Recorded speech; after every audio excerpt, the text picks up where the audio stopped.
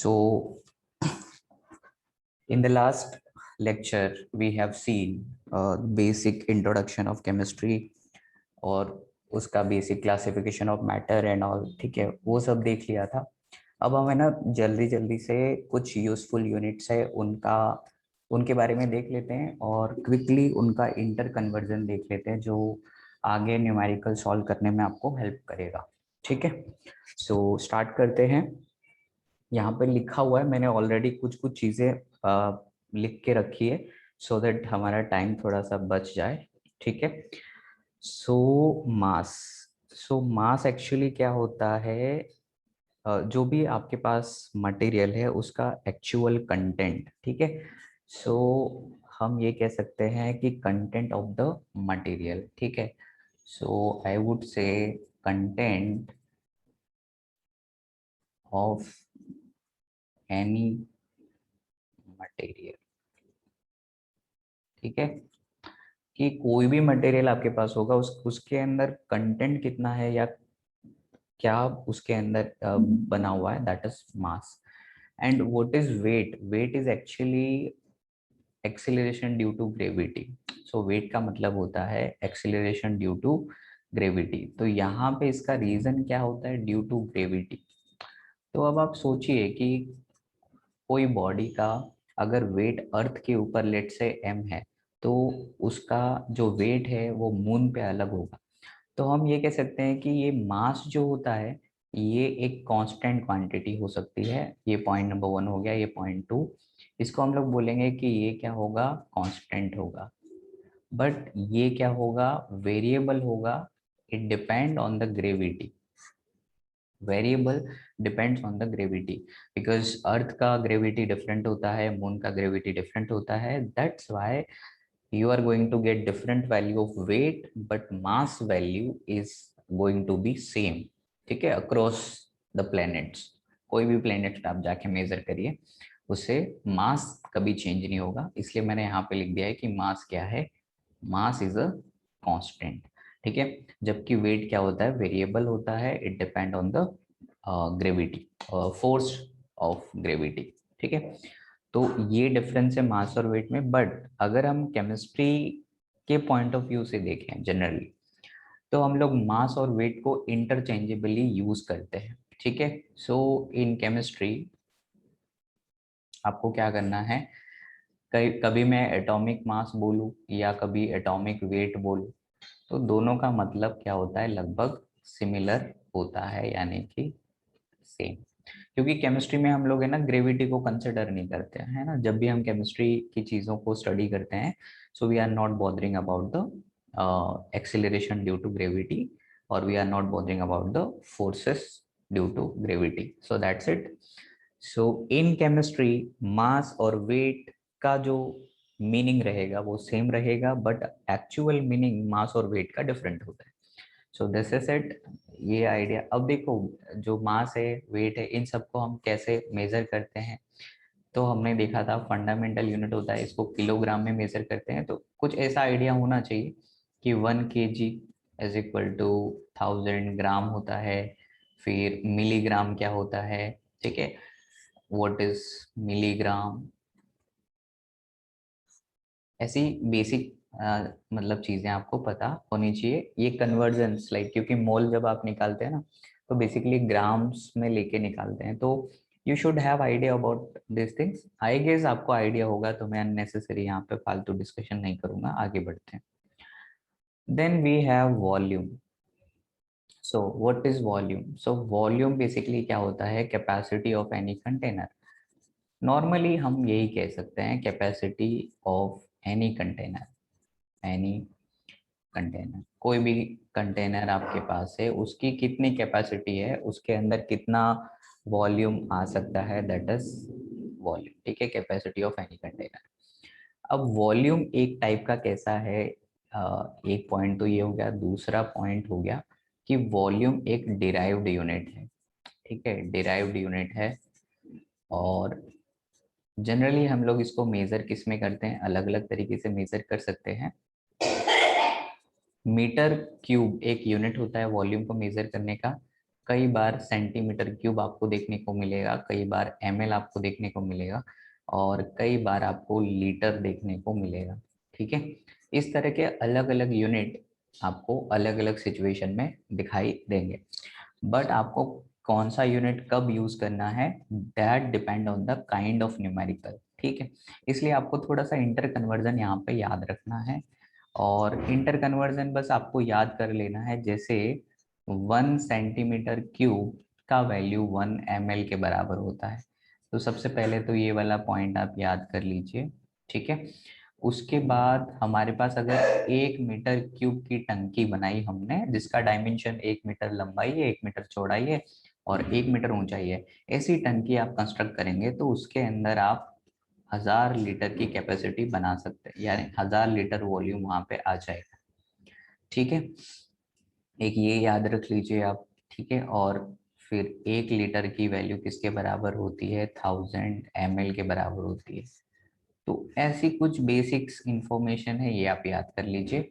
जब भी आपको कन्वर्जन करना होता है तो बेसिकली आइडिया क्या है कि आपको ऐसे तो मालूम होता है ना कि 1 मीटर की वैल्यू 100 सेंटीमीटर के बराबर होती है, और जब भी हम वॉल्यूम निकालते हैं तो हमारा यूनिट का हम क्या करते हैं, क्यूब करते हैं। तो दोनों तरफ आप क्यूब करेंगे तो आपको पता चल जाएगा, ये हो जाएगा 1 मीटर क्यूब, और ये हो जाएगा देखो 100 × 100, इसको मैं ऐसे लिख सकता हूँ 100 × 100 और सेंटीमीटर का क्यूब हो जाएगा। ठीक है, तो जो सेंटीमीटर क्यूब है that will be your ml, क्योंकि उसको हम ml लिख सकते हैं इस वाले डेटा से। ठीक है, तो ये आपको मिल गया 1 metre cube is equal to some 10⁻⁶, देखो 2 4 6, 10⁻⁶ ml आपको ये मिल जाएगा। और अगर हमें लीटर में कन्वर्ट करना है तो हम क्या करेंगे, 1000 से डिवाइड करेंगे। So this value if we are going to divide by 1000 का मतलब होता है 10⁻3, ये लीटर में कन्वर्ट हो गया और ये आ जाएगा 10⁻3 लीटर। सो बेसिकली 10⁻3 मतलब 1000 लीटर, तो ये वाली बात प्रूव हो जाती है। So the idea is very simple. अगर आपको एरिया में सोचना है तो आप क्या करेंगे, स्क्वायर करेंगे, और अगर आपको वॉल्यूम में सोचना है तो आपको क्या करना पड़ेगा, क्यूब करना पड़ेगा। ठीक है, तो वॉल्यूम जो हमारा यूनिट है वो क्या है, क्यूबिक यूनिट आता है। ठीक है, वैसे आप वॉल्यूम को आप क्या लिख सकते हैं, कई बार आपको है ना वॉल्यूम डायरेक्टली नहीं दिया होता है, तो हम वॉल्यूम को ऐसे भी लिखते हैं, volume is equal to area of base. कोई भी कंटेनर है उसके बेस का एरिया निकालना होता है, इनटू हाइट से मल्टीप्लाई करना होता है। ठीक है, तो ये भी आपको याद रखना है। सम टाइम आपको अलग ज्योमेट्री दे रखी होती है, तो उस केस में आपको एरिया ऑफ बेस, अगर आपको बेस का एरिया मालूम है और हाइट से मल्टीप्लाई करोगे तो आप वॉल्यूम आराम से निकाल सकते हो। So this is the idea. ठीक है, सो दैट्स इट, इतना ही याद रखना है आपको वॉल्यूम के बारे में। आगे चलते हैं।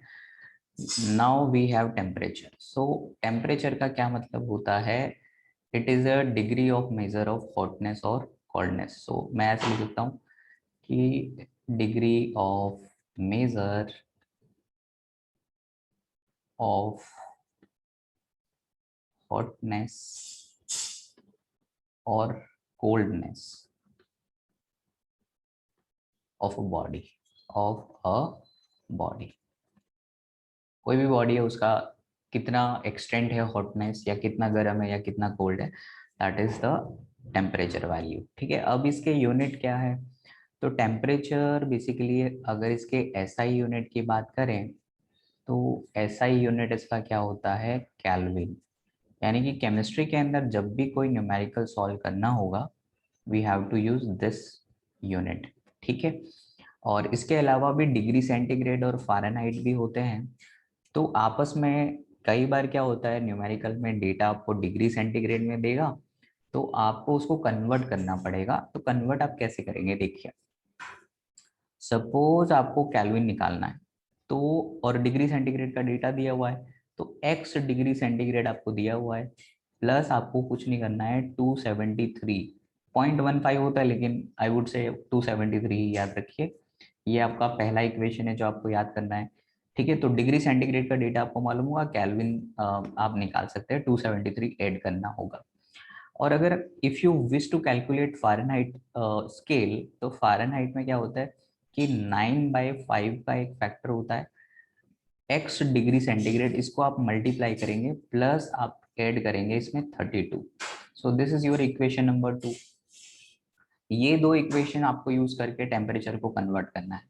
सो अभी क्या है, ये बचपन वाली चीजें हैं वैसे तो, पर ठीक है एक आध एग्जांपल से देख लेते हैं। अगर मान लेते हैं कि हमारे पास है ना कोई टेम्परेचर का वैल्यू अपन को दे रखा है 25 डिग्री सेंटीग्रेड, और इसको हम लोग जनरली बोलते हैं रूम टेम्परेचर। ठीक है, रूम टेम्परेचर बोलते हैं। तो टेम्परेचर आपको 25 डिग्री सेंटीग्रेड में दिया है, अभी केल्विन में निकालेंगे तो कितना आएगा, तो केल्विन में आ जाएगा 25 प्लस 273, और इसको ऐड करेंगे तो दिस विल बिकम 298 केल्विन। ठीक है, और अगर हम लोग इसको फ़ारेनहाइट में निकालना चाहते हैं तो कैसे निकालेंगे, so you will be having 9/5 multiply by जो भी डिग्री सेंटीग्रेड का डेटा है वो 25 आपको दिया है, प्लस आप करेंगे 32। तो इसको सिंप्लीफाई करेंगे तो ये हो जाएगा, देखिए जरा कितना हो रहा है, इसको आप सॉल्व करेंगे 5 से ये कट जाएगा, 5 टाइम 45 ये आएगा, प्लस यहाँ पे आएगा ये 32। तो 5 और 2 7 हो गया, और 4 और 3 7 हो गया। तो ये हो गया आपका 7 degree Fahrenheit, 77 degree Fahrenheit.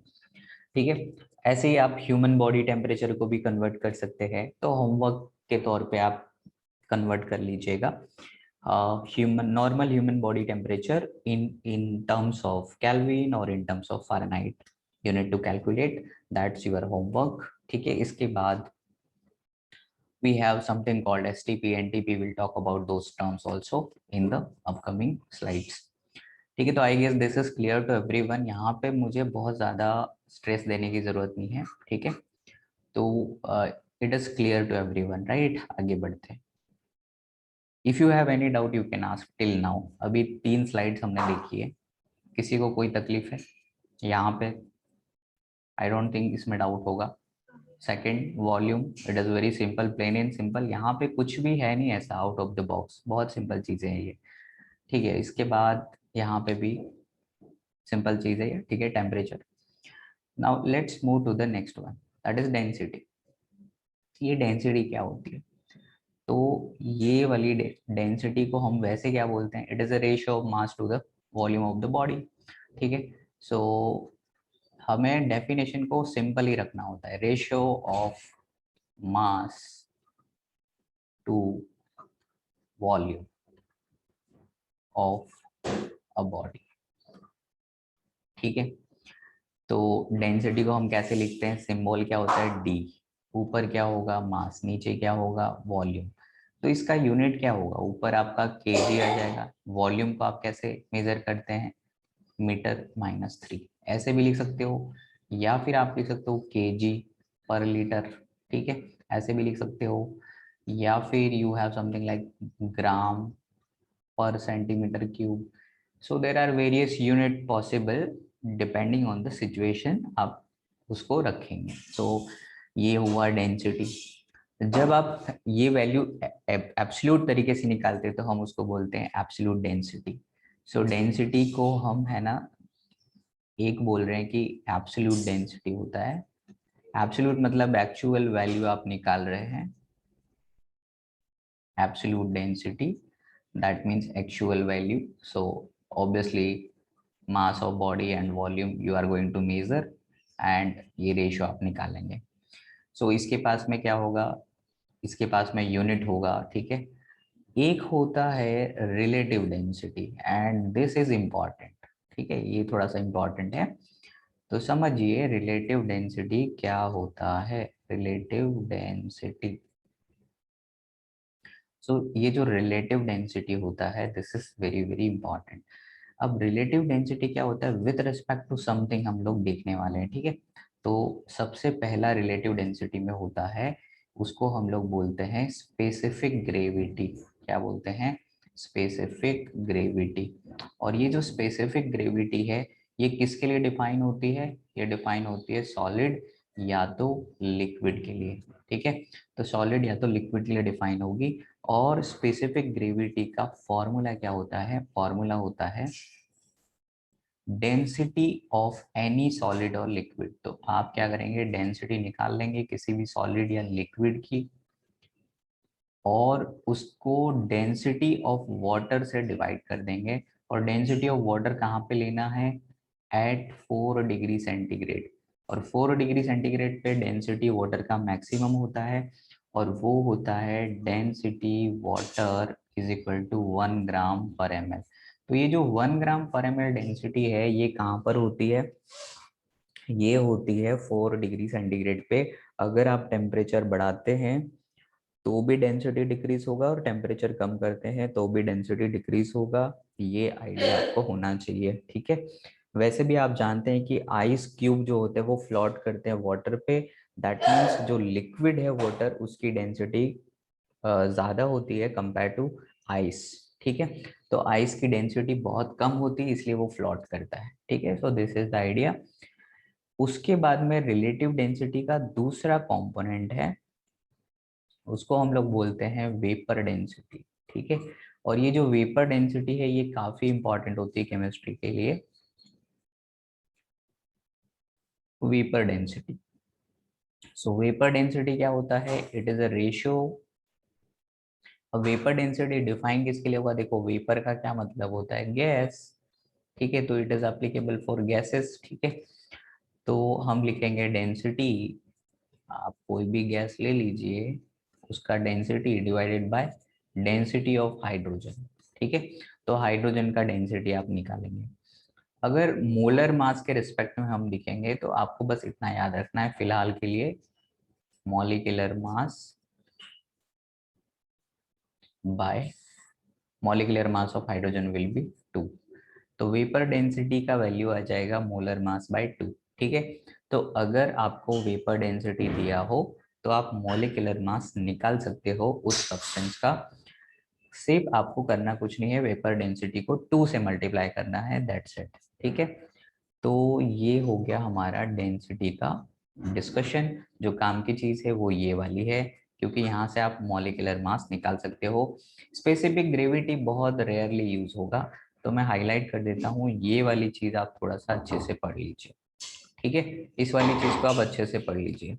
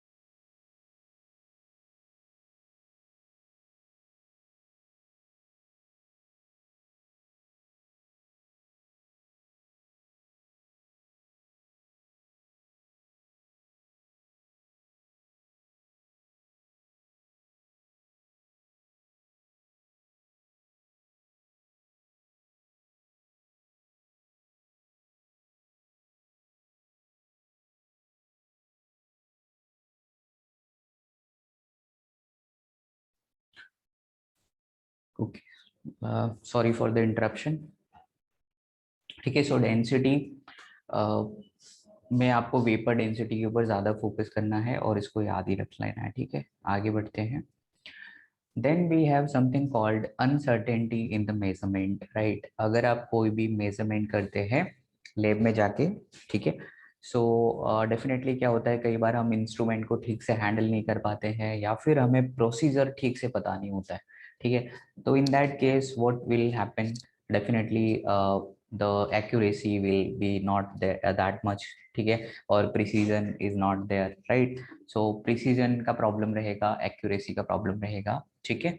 When ठीक है, we are not able to handle the instrument properly, और we don't have exact idea what the procedure followed, ठीक है, during the calculations or measurement, right? So this is the idea, ठीक है।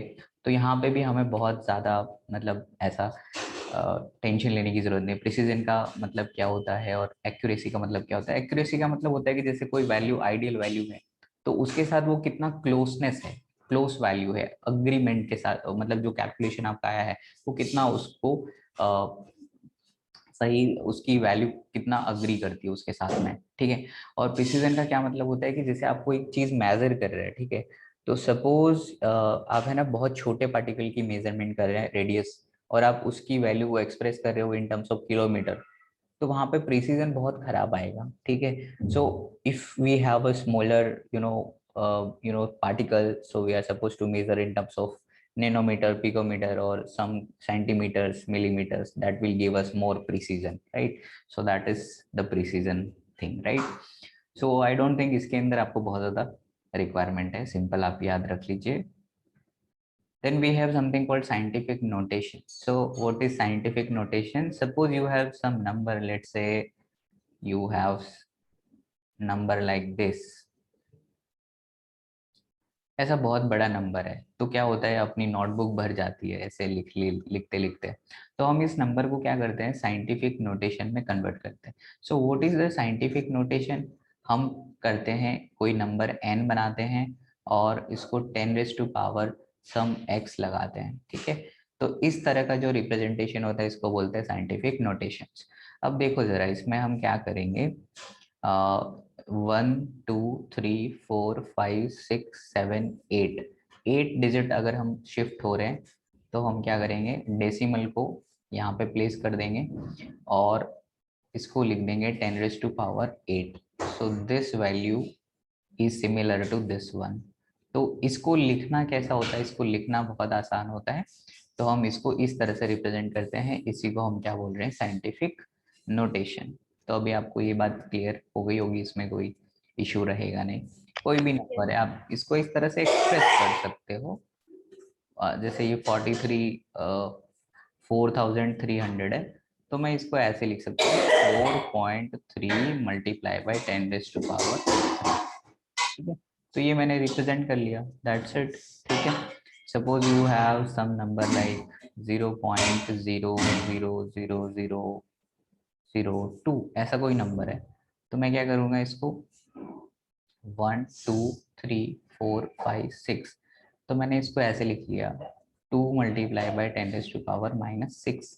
तो उसका मतलब यही हो जाएगा, ठीक है। जैसे आप 0.01 को कैसे लिख सकते हो, 1 और 2 है तो 1 इंटू 10 रेज टू पावर -2 लिख सकते हो, ठीक है। सो 10 रेज टू द पावर में अगर आप एक्सप्रेस करते हो तो हम इसको बोलते हैं कि साइंटिफिक नोटेशन, ठीक है। I guess this is clear, इसमें कुछ है नहीं। Then we have something which is little bit important for board exam, not important for JEE और नीट। उसमें कहीं पे भी ऐसा नहीं पूछते कि बताओ सिग्निफिकेंट फिगर, ठीक है। वो तो नीट और JEE में तो और भी चीजें पूछने के लिए काफी कुछ है। बट अगर आप बोर्ड एग्जाम्स के लिए प्रिपेयर करते हो तो उसमें हो सकता है 1 मार्क का क्वेश्चन आपको दिखाई दे। सिग्निफिकेंट फिगर का मतलब होता है कि कोई भी नंबर आप लिखो, तो जैसे मान लो कि मैंने एक नंबर लिखा 1.02, ऐसे लिखा, तो क्या मैं इस जीरो को हटा सकता हूँ? अगर मैं इस जीरो को हटा दूंगा तो क्या होगा, 1.2 हो जाएगा। तो क्या ये वैल्यू और ये वैल्यू सेम है? नहीं, इन दोनों में तो बहुत ज्यादा फर्क है, राइट। तो this zero can not be remove, ठीक है। इस जीरो को हम हटा नहीं सकते, ये चीज समझ में आ रही है आपको, ठीक है। तो हमारा जो बीच वाला जीरो है उसको हम सिग्निफिकेंट बोलेंगे। तो हमने क्या करा, कुछ रूल्स बना दिए। रूल्स कैसे बनाए, देखो यहाँ पे लिखा है कि all non zero digits are significant. यानी कि जितने भी नॉन जीरो डिजिट्स होंगे वो सिग्निफिकेंट होंगे, ठीक है। उसके बाद में अभी जैसे 285 है, तो 285 में कितने सिग्निफिकेंट फिगर होंगे, 3 सिग्निफिकेंट फिगर होंगे, ठीक है। So this is the idea, जितने भी नॉन जीरो डिजिट्स हैं वो क्या है, सिग्निफिकेंट है। I will give some example ताकि आपको समझ में आ जाए, डोंट वरी। उसके बाद में है zero preceding to first non zero digits are significant, ठीक है। Zero preceding to first non zero digits are not significant. तो अब यहाँ पे एक एग्जांपल से इसने समझाया है कि जैसे ये 0.03 है, तो ये जीरो और ये जीरो क्या काम कर रहा है, बेसिकली ये सिर्फ ये बता रहा है डेसिमल की पोजीशन किधर है, ठीक है। तो इसमें क्या है, only 3 is going to be significant, और इधर भी ये आपके तीनों जीरो हैं वो किसी काम के नहीं है, it has only 2 significant figure, ठीक है। Then we have zeros between two non-zero digits are significant, ठीक है। तो बेसिकली क्या हो रहा है, आपका ये नॉन जीरो है और ये नॉन जीरो नंबर है, तो इसमें जो बीच में जीरो आएंगे वो सिग्निफिकेंट माने जाएंगे, क्योंकि आप उनको नहीं हटा सकते, उनको हटाओगे तो आपका वैल्यू पूरा पूरा बदल जाएगा, ठीक है। देन जीरोस, यहाँ पे देखना, zeros at the end of, end और right of a number are significant, ठीक है, provided they are on the right side of the decimal point. Example से आप समझ लीजिए, जैसे मैंने लिखा 20.0, तो इसमें है ना कितने सिग्निफिकेंट फिगर होंगे, इसमें होंगे 3, क्लियर है। सो यहाँ पे आपके पास ये वाला जीरो जो है राइट डेसिमल के राइट साइड में है, ठीक है। जीरोस एट द एंड और right of the numbers are significant, ठीक है, वो सब सिग्निफिकेंट होंगे, तो यहाँ पे 3 सिग्निफिकेंट फिगर होगा अगर ये नंबर है अपने पास। एक रूल और है, ठीक है, counting the number of object like 2 ball 20 eggs have infinite significant figure. तो ये बात थोड़ी सी आपको याद ही रख लेनी है, ठीक है। कोई भी नंबर्स है उसके पास इनफाइनाइट सिग्निफिकेंट फिगर हो सकते हैं, क्यों, क्योंकि मैं उस क्वांटिटी को इसको इस तरीके से लिख सकता हूँ, जैसे ये 2 बॉल है उसको मैंने ऐसे लिखा 2.0000000 ऐसे करके मैं यहाँ पे करते जाऊंगा, और ये सारे जीरो क्या होंगे, सिग्निफिकेंट होंगे, और सारे जीरो सिग्निफिकेंट है तो हम क्या बोल सकते हैं, infinite significant figure can be there, ठीक है। So these are the certain rules we have to follow, ठीक है। चलिए अब कुछ एग्जांपल्स करते हैं और आप मुझे बताएंगे सिग्निफिकेंट फिगर कितने हैं, ठीक है। मैं यहाँ पे नंबर लिख रहा हूँ 41.206, how many significant figure are present in this number, ठीक है। आप अपनी नोट्स में सॉल्व करते चलिए और आंसर मुझे बताते जाना, ठीक है। You have some number like 00143 2, इसमें कितना होगा। थर्ड, यू हैव 1.00045, इसके अंदर कितना होगा। देन यू हैव 0.00104, इसमें कितने number, so how many significant figures are there.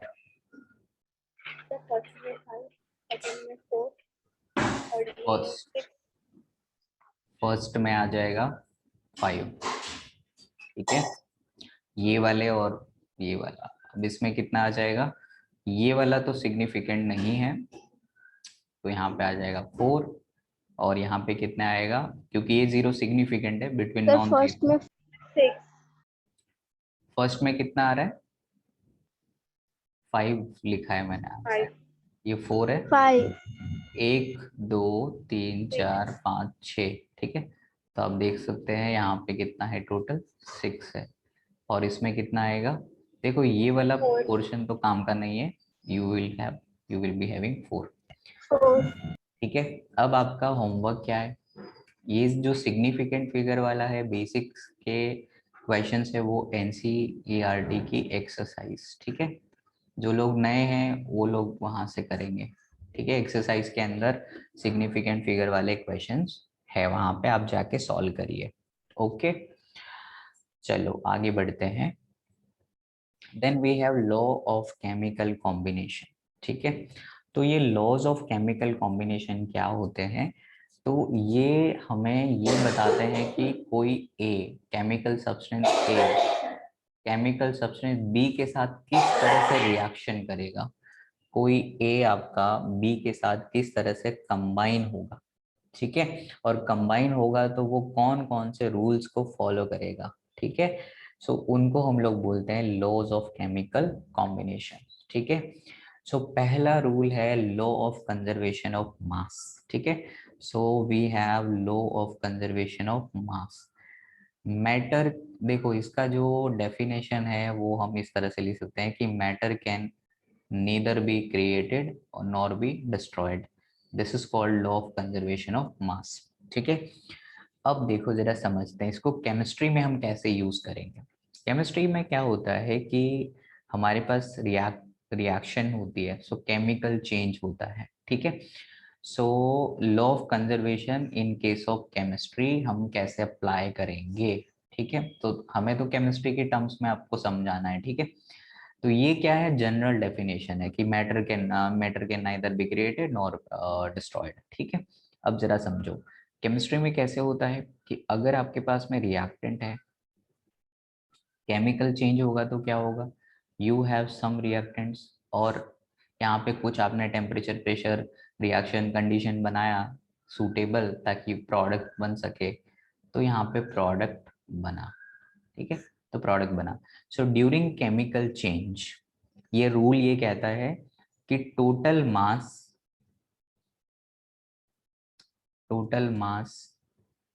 Eight reactant side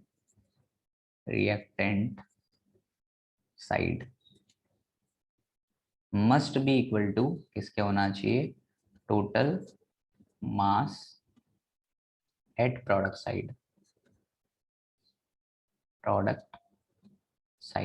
बराबर। तो ये है आइडिया आपका कि आपके पास है ना रिएक्टेंट में जितना मास होगा ना उतना ही मास प्रोडक्ट में होगा, इसको हम लोग बोलेंगे कंजर्वेशन ऑफ मास। क्लियर है। एक आध एग्जांपल से भी मैं आपको समझाऊंगा कि कैसे ये रूल्स आपको अप्लाई करना है, ठीक है। और जब भी ये रूल आपको अप्लाई करना है, आपके पास रिएक्शन कैसी होनी चाहिए, आपके पास जो रिएक्शन होनी चाहिए that reaction must be a balance chemical equation, ठीक है। ये बैलेंस केमिकल इक्वेशन होनी चाहिए आपकी, ठीक है। अगर आपकी इक्वेशन जो आपने रिप्रेजेंट करा है वो बैलेंस नहीं है तो पहले आपको बैलेंस करना पड़ेगा, और बैलेंस कैसे करते हैं आपको पहले ही क्लास 10th या 9th में बता देते हैं। वैसे भी बैलेंस करने का मतलब ये होता है कि number of atoms reactant side में जितने हैं उतने ही प्रोडक्ट साइड में होने चाहिए, सिंपल टर्म्स में, ठीक है। So this is the idea. चलिए एक एग्जांपल समझते हैं, जैसे कि you have nitrogen, you have hydrogen, ये दोनों आपस में रिएक्शन कर रहे हैं, ठीक है। तो क्या बनाएंगे, अमोनिया बनाएंगे, ठीक है। और इसको हम बैलेंस कर लेते हैं इस तरीके से, तो ये बैलेंस हो गया। तो हमारे रिएक्टेंट कितने हैं, इतने सारे रिएक्टेंट है और प्रोडक्ट तो हमारे पास एक ही है, ठीक है। तो हम क्या करते हैं नाइट्रोजन के, जब हम कंजर्वेशन ऑफ मास लगाते हैं तो प्लीज अंडरस्टैंड पहले हमें रिएक्शन को बैलेंस करना होता है, और नाइट्रोजन का एक नाइट्रोजन एटम होता है ना वो 14 होता है, तो दो नाइट्रोजन एटम कितने होते हैं 28। तो हमारे पास नाइट्रोजन का जो मास होगा वो 28 ग्राम होगा, उसके सामने हाइड्रोजन आपको कितनी चाहिए, तो देखो हाइड्रोजन 2 है तो 2 है लेकिन आगे 3 भी है तो 6 हाइड्रोजन एटम है, तो यहाँ पे ये हो जाएगा 6 ग्राम टोटल, ठीक है। और नाइट्रोजन 14 होता है, हाइड्रोजन 3 है, कुल मिला के ये 17 हो गया, लेकिन यहाँ पे 2 का फैक्टर है जिसकी वजह से आपको 2 लेना पड़ेगा, तो ये हो जाएगा आपका 34 ग्राम। तो जब आप कंजर्वेशन ऑफ मास लगा रहे हैं तो हमें इस तरह से सोचना होगा, we have to think like this कि 28 ग्राम नाइट्रोजन होगी, उसके करस्पॉन्डिंग 34 ग्राम अमोनिया बनेगी, और उस टाइम पे 6 ग्राम हाइड्रोजन भी कंज्यूम होगा, ठीक है। तो ये रेशो रहेगा मास का, ठीक है। 28 ग्राम उसके सामने 6 ग्राम हाइड्रोजन कंज्यूम होगा और 34। अब आप देखिए इन दोनों का मास अगर ऐड करेंगे क्योंकि ये दोनों रिएक्टेंट का हिस्सा है, तो ये आ जाएगा आपका 34 ग्राम, और अगर आप इधर देखेंगे तो ये भी कितना है 34 ग्राम। तो यहाँ से आपको क्या मिल रहा है, लेफ्ट हैंड साइड किसके बराबर हो रही है, राइट हैंड साइड के बराबर, ठीक है। तो ये कंजर्वेशन ऑफ मास को होल्ड कर रहा है, ठीक है। ऐसे ही एक और example you can check, like limestone आपने सुना होगा, CaCO3, ठीक है। अगर हम इसको हीट करते हैं तो ये किस में कन्वर्ट हो जाएगा, कैल्शियम ऑक्साइड और CO2 में। पहले चेक करो क्या ये रिएक्शन बैलेंस है, तो मैं कहूँगा हाँ ये बैलेंस तो है। और आपको याद करना है कैल्शियम का जो एटॉमिक वेट होता है वो होता है हमारा 40, उसके बाद में कार्बन होता है 12 और ऑक्सीजन होता है 16। अब CaCO3 है तो 16 कितना है, 3 टाइम्स से 48 है, ठीक है। और अगर आप इस पूरे को मेजर करेंगे मोलर मास की टर्म्स में तो कितना मिलेगा आपको, 40 प्लस 12 प्लस 48, सो ये 0 हो गया, 8 और 1 9, 100। तो ये हो जाएगा आपका पूरा पूरा 100 ग्राम। तो ये 100 ग्राम क्या है, आपका रिएक्टेंट है। और अगर मैं यहाँ पे इसका वेट मेजर करूँ तो 40 plus 16 that will give you 56 ग्राम, और ये मिलेगा आपको 44 ग्राम, ठीक है। तो ये 44 ग्राम हो गया। तो अगर हमारा प्रोडक्ट है, ये पूरा प्रोडक्ट है जिसको ऐड करेंगे तो ये हो जाएगा 100 ग्राम, और ये पहले से 100 ग्राम है। तो आप देख सकते हैं कि लेफ्ट हैंड साइड आपकी किसके बराबर हो गई है, राइट हैंड साइड के बराबर हो गई है। तो इस तरह से हमने क्या करना है, कंजर्वेशन ऑफ मास को अप्लाई करना है।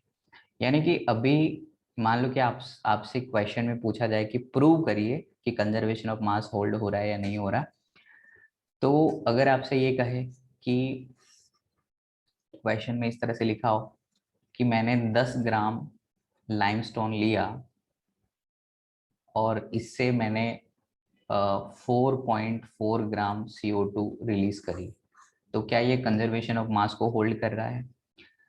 तो हम कैसे चेक करेंगे, देखो 100 ग्राम था, ठीक है। तो हमारे पास जो डेटा दिया है ना, हम उसके ऊपर फोकस करेंगे, लाइमस्टोन और CO2 इसके डेटा को कंपेयर करेंगे, ठीक है। तो यहाँ पे देखो लाइमस्टोन का डेटा अगर 100 है तो सामने कार्बन डाइऑक्साइड कितना है, 44। तो 100 के सामने 44 है तो 10 के सामने कितना होगा, 4.4। इसका मतलब क्या हो रहा है कि ये क्वेश्चन में जो हमें पूछा है कि क्या इसमें law of conservation of mass hold होता है, law of conservation of mass hold होता है, आई वुड से यस। क्लियर है। तो इस तरीके से आपको देखना है कि 100 ग्राम अगर लाइमस्टोन है हमारे पास तो CO2 कितना निकलेगा, 44। अगर वो 10 हो जाए तो 4.4 हो जाएगा, ठीक है। 10 से आप डिवाइड करके कर सकते हैं, ठीक है। तो इस तरीके से आपको ये चीज को समझना है, ठीक है। आगे भी हमारे पास लॉ ऑफ केमिकल कॉम्बिनेशन में आगे दूसरे रूल्स भी हैं, ठीक है। उनको हम लोग नेक्स्ट क्लास में डिस्कस करेंगे, ठीक है। सो टिल नाउ आपको कोई तकलीफ है तो आप बताइए। शुरुआत से हमने जो भी डिस्कशन किया है, ठीक है, दीज आर द स्लाइड्स। यहाँ से हमने शुरू किया था, मास वेट क्लियर है। उसके बाद केमिस्ट्री में मास और वेट सेम होते हैं, ये बात मान के चलना है। वॉल्यूम के बारे में हमने देखा, उसके बाद टेम्परेचर, उसके बाद डेंसिटी, उसके बाद uncertainty in the measurement, precision accuracy, फिर साइंटिफिक नोटेशन, मतलब आप कोई भी नंबर को पावर में कन्वर्ट करिए, significant figures, there are certain rules जो हमें याद रखने हैं,